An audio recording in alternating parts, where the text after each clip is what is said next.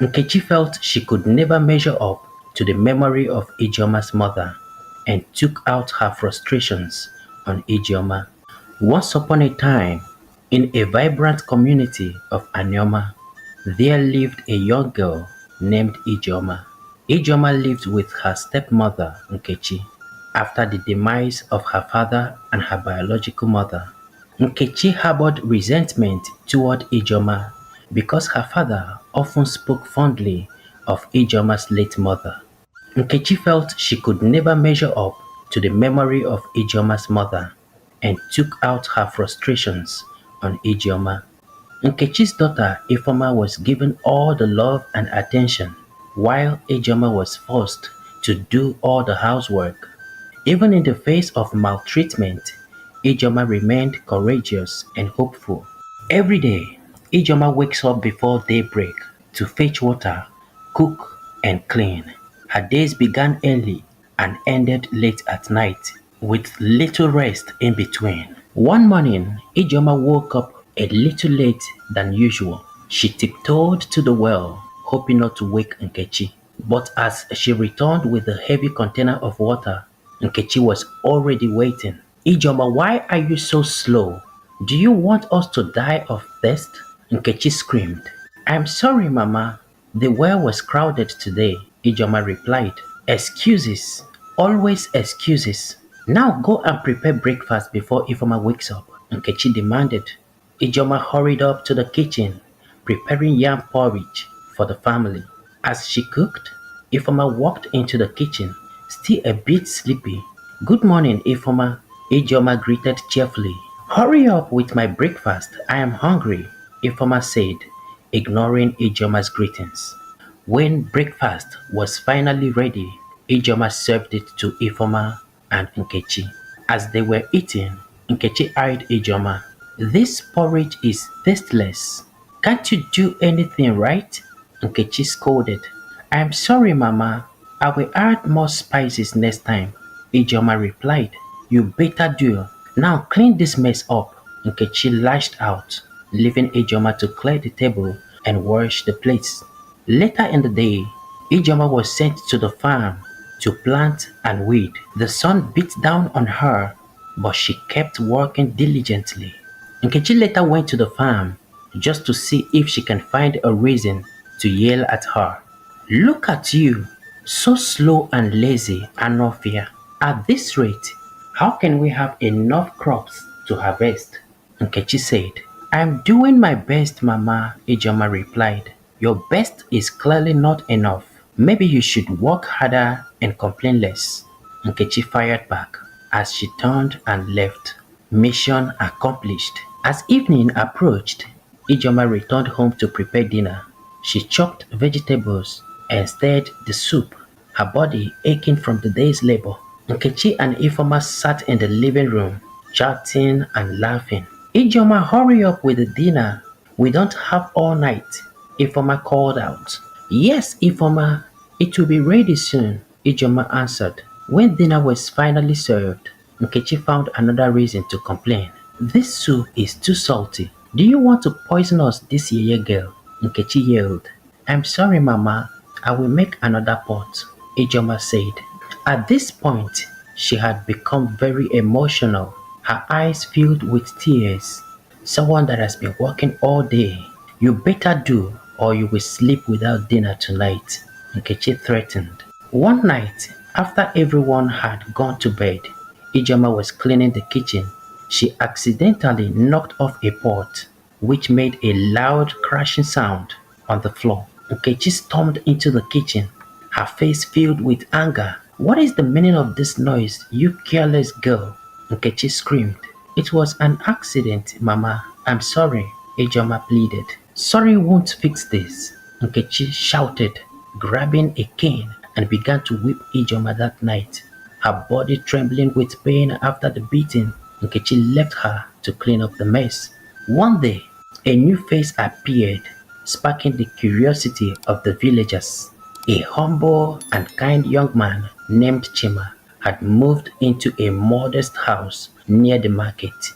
He was immediately welcomed by the community for his helpful nature and warm personality. Chima was always willing to lend hand, whether it was helping an elderly woman carry her goods or assisting a farmer with his crops.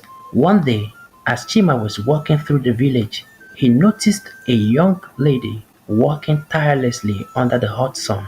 She was fetching water, carrying heavy containers from the well to her home. Her face was a picture of determination despite the clear tiredness. This lady was Ijoma, known throughout the village for her beauty and kind heart, but also for the harsh treatment she received from her stepmother Nkechi. Chima watched her from a distance, drawn to her resilience and elegance. He saw her early in the morning and late every night, always working, always moving. One afternoon, he decided to approach her. As Ijoma was drawing water from the well, Chima walked up and offered a warm smile. "Good afternoon. You seem to be working very hard." Ijoma looked up, a bit startled. "Good afternoon. Yes, there is always something to do," she replied. Chima extended his hand. "My name is Chima. I just moved to the village." "I'm Ijoma," she said, shaking his hand. "Welcome to Anyoma, Chima." And Chima said, "Thank you, Ijoma. If you ever need help, please don't hesitate to ask." "That's very kind of you, Chima, but I'm afraid my stepmother will never approve that." Despite Nkechi's disapproval, Chima and Ijoma found ways to see each other. Chima would always find excuses to be near her, whether it was visiting the market when she was there or offering help carrying water. Over time, their conversations grew longer and their bond grew stronger. One evening, Ijoma sat under a tree, feeling very tired. Chima approached her with a small basket of fruits. "I thought you might like this," he said, handing her the basket. "Thank you, Chima. This is very thoughtful," Ijoma replied as she took one apple from the basket. It's actually nice to have a friend." Chima sat down beside her. "You deserve to be treated well, Ijoma. You work so hard and yet remain so kind." Ijoma hissed.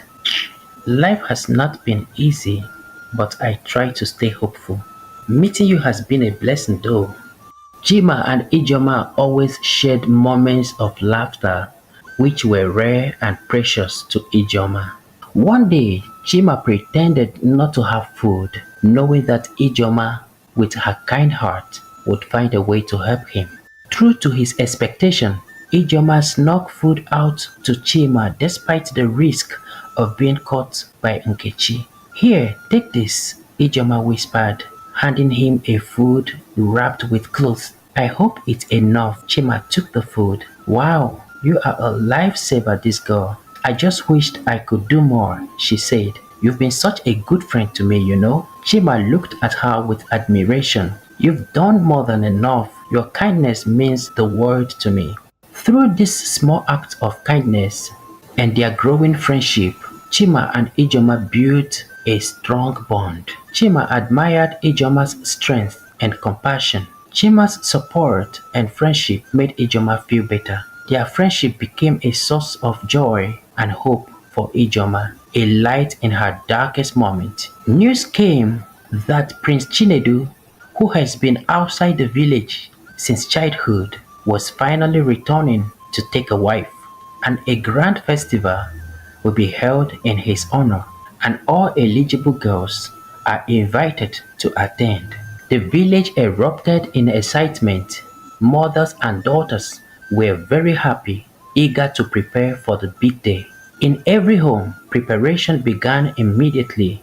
Everyone wanted to impress the prince. In Ijoma's home, Nkechi was determined that her daughter, Ifoma, would catch the prince's eye. She bought the finest fabrics and jewelry for Ifoma. "Ifoma, you must look the best at the festival," Nkechi said, holding up a shining necklace. "Yes, Mama, I will make sure the prince notices me," Ifoma replied confidently. Meanwhile, Ijoma was left to do all the housework. Nkechi made it clear that Ijoma was not allowed to attend the festival. A few days before the grand festival, Prince Chinedu arrived at the palace. The news of his arrival spread quickly, and all the village of Anioma was vibrating with excitement.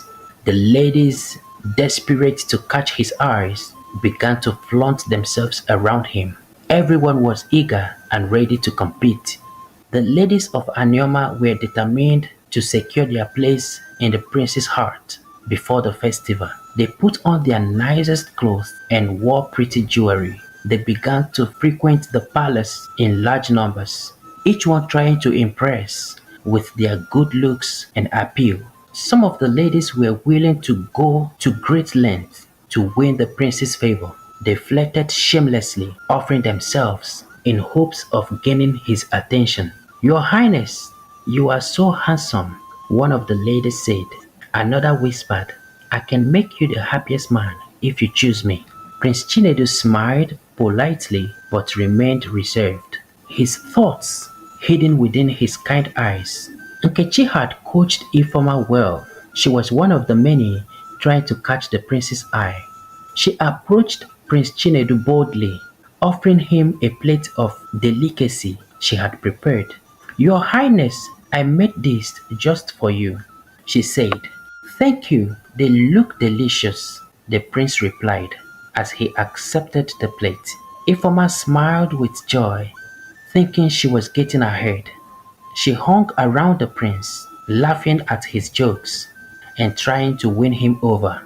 Unlike the other ladies, Ijoma did not care about the competition for the prince's attention. Her heart was not set on winning the favor of a prince she barely knew. Instead, her thoughts were filled with Chima, the humble young man who had shown her kindness and friendship. Whenever she had a moment to herself, Ijoma would think about the conversations she had with Chima. He had become a true friend to her, someone she could confide in and rely on. One evening, after finishing the chores, Ijoma decided to visit Chima. She found him outside his modest house, fixing a broken stool. Good evening, Chima, Ijoma greeted. Chima looked up and smiled warmly. Good evening, Madam Ijoma. How are you? I'm fine, oh, just tired from all the work, she replied as she sat on a nearby log. Chima noticed the weariness in her face. You work too hard, this girl. You need some time to rest, though. Ijoma hissed. It's not easy, oh, but what can I do, Kwano? How are you preparing for the festival? Chima laughed. Festival ke. I'm more interested in seeing my friends enjoy themselves. Ijoma smiled. I'm sure it will be a wonderful event. Of course, it will be, especially if you're there to spice things up. Hmm. Thank you, Chima. You always know how to make me feel better. Chima noticed how the ladies were fighting to get the prince to notice them, but he admired how Ijoma didn't join in. He saw how kind and genuine she was, and it made him appreciate her even more. One day, as they walked through the village, Chima turned to Ijoma and said, You are different from the others. You don't seem interested in the prince like they do. I don't need a prince to be happy, Chima. I just want to live a simple life with people who care about me. That's what I'm talking about. That's what makes you special, you know? In the days leading up to the festival, Ijoma and Chima often talked about the upcoming event. Despite her stepmother's orders, Ijoma was curious and excited about the festival. One afternoon, as they sat by the riverbank, Chima turned to Ijoma. Are you coming to the festival? Ijoma hissed. I don't know yet. Oh. Nkechi already told me not to go. She wants Ifoma to have all the attention. Chima frowned. That's not fair now. You deserve to enjoy the festival too. Please try and come. Oh. That place will be very boring without you. Ijoma smiled. Chima, you've started though. You always know how to crack me up. Anyway, I will try, but it's not a promise. The day of the festival arrived and the village was filled with excitement.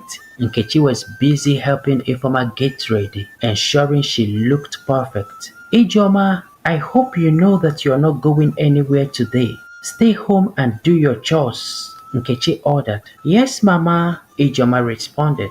As Ifeoma and Nkechi left for the festival, Ijeoma felt very sad. She wanted to be at the celebration, at least to enjoy the moment with Chima. While the festival was in full progress, Ijeoma's godmother, Mama Nkiru, happened to pass by Ijeoma's house. She was surprised to see Ijeoma at home. Ijeoma, why are you here? Mama Nkiru asked. The festival is already on. What are you still doing at home? I can't go, Ijeoma replied. Nkechi ordered me to stay home. Hmm, that woman will never cease to amaze me. Oya, follow me immediately. We won't let her ruin your day today, at least not while I'm still alive. She hurried back to her house with Ijeoma following her. When they got to her house, she pulled out a beautiful dress from her box. Oya, take this, put this on, Mama Nkiru said, handing Ijeoma the clothes. You will go to that festival and enjoy yourself today, and heaven will not fall. Ijeoma hesitated, but what if Nkiru finds out? And so, she cannot do more than a dead rat. Please hurry up and go enjoy your mates, Jare. At the palace, Chima was already mingling with the crowd, his eyes constantly searching for Ijeoma. As time passed, he grew increasingly worried. Where could she be? He muttered to himself. But she said she would try to come now. He moved through the crowd, hoping to catch a glimpse of her. The longer he searched, the more anxious he became. Finally, Ijeoma arrived at the festival, dressed in the beautiful clothes Mama Nkiru gave to her. She moved through the crowd quietly, trying not to draw attention. Chima spotted her immediately. Finally, he became relieved. Ijeoma, I was so worried. I'm glad you came. Ijeoma smiled. You know I can't let you down now. Anyway, it was Mama Nkiru that helped me. Imagine that woman ordered me not to go anywhere, but Mama Nkiru came and insisted I must go. Chima looked at her with admiration. You look so beautiful, Ijeoma. I'm happy you are here. As the festival continued, Chima observed the maidens and their intentions with the prince. Many of them were only interested in his wealth and status. They flirted and showered him with attention, trying to get him to like them by being over-friendly. Your Highness, you are so handsome and noble, one maiden said. Another said, I would make the perfect bride for you, Your Highness. I came from a very wealthy family. Prince Chinedu smiled politely, unimpressed. He could see through their flattery and knew they were only after his title and riches. Ijeoma, on the other hand, showed no concern about Prince Chinedu. She spent the evening hanging around with Chima, enjoying the festival's activities and the company of her friend. Ijeoma, aren't you going to try to meet the prince? One of the girls asked. She was surprised by her lack of interest. Ijeoma shook her head. No, I am not interested. I am just here to enjoy the festival and spend time with my friends. That's strange, oh. That is really very strange, the girl responded. Ijeoma and Chima walked through the festival, watching the performances, playing games, and laughing together. They shared moments of joy and friendship. They paid no attention to the competition going on around them. Look at that dance performance, Chima. Chima smiled. It's wonderful. I'm glad we could enjoy this together. As the festival drew to a close, everyone gathered in the main square for the prince's final decision. Tension was flying over the roof. Everyone wanted to be the prince's bride. Nkechi and Ifeoma sat at the front, very confident that Ifeoma would be the chosen one. When it was time for Prince Chinedu to step forward and choose his bride, the king stood up to make a brief remark. The crowd fell silent, eager to hear what he had to say. People of Anioma, I know many of you are wondering why no one recognized Prince Chinedu. Let me explain. Years ago, when Chinedu was still a child, his mother, my first wife, and I separated. She took him with her to her hometown. That is why many of you did not know him as he grew up. The king continued. When Chinedu was ready to return and take a bride and also assume his position as the crown prince, he made a suggestion. He wanted to keep his identity a secret.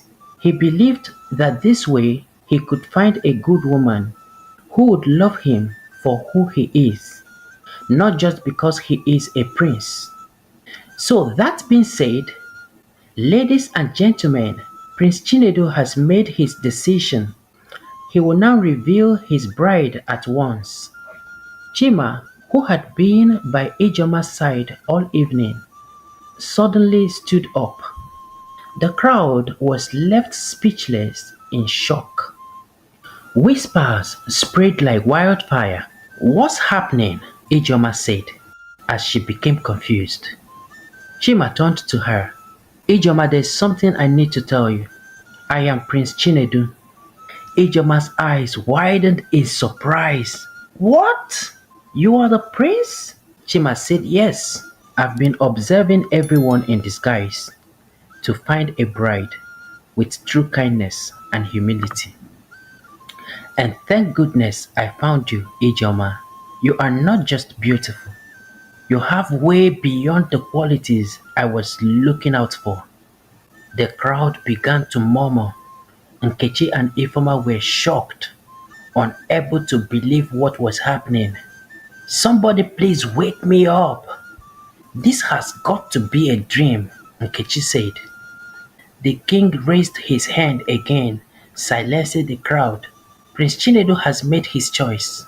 It is not about wealth or status, but about the heart. Ijoma has proven herself worthy. Chima, now fully embracing his role as Prince Chinedu, looked into Ijeoma's eyes. Ijeoma, will you marry me and be my princess?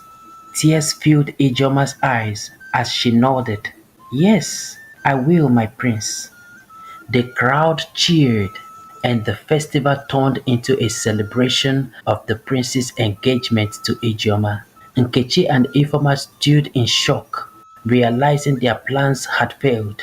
Chima took Ijeoma's hand and led her to the center of the square, where they danced together. Ijeoma felt like she was in a dream, her heart filled with joy and excitement. I never imagined this, Ijeoma whispered. Chima smiled. Sometimes the best things in life come as a surprise. I am glad I found you, Ijeoma. So tell me, who was the young man pretending to be you? Prince Chinedu smiled. That young man is my loyal friend, Obi. He agreed to help me with this plan so I could move freely and observe everyone without the burden of my title. And so, the humble maiden who had shown kindness and friendship to a stranger became the chosen bride of Prince Chinedu, proving that true love and virtue always prevail. Prince Chinedu and Ijoma were married in a grand ceremony, and the kingdom celebrated their union. Ijoma's gentle heart and Chinedu's wisdom brought prosperity and peace to Anioma. Please share with us in the comment section the moral lesson you got from this story, and also subscribe to this channel for more interesting stories. Thank you for watching and see you in my next video. Bye.